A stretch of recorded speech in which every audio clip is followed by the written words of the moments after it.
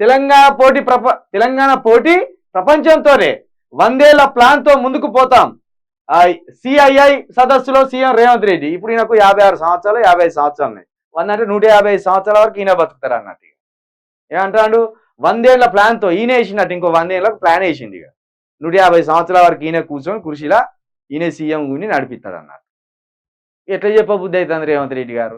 మీ పాలనలో ప్రపంచంతో పోటీ పడతామా?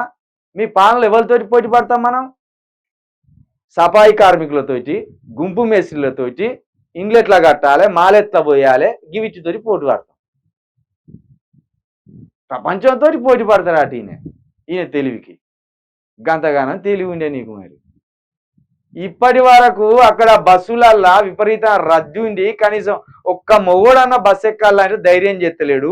గదాన్ని సరి చేయరాలేదు కానీ, గా ఆటో డ్రైవర్ల ఆత్మహత్యలు సరి చేయరాలేదు కానీ, గా రైతుల ఆత్మహత్యలను సరి చేయలేదు కానీ, ఈయనట 150 ఏళ్ళకు సరిపోయే ప్లాన్ వేసి పెట్టిండట. ఏమో మరి కలగన్నాడో ఏమో రాత్రి పడుకొని.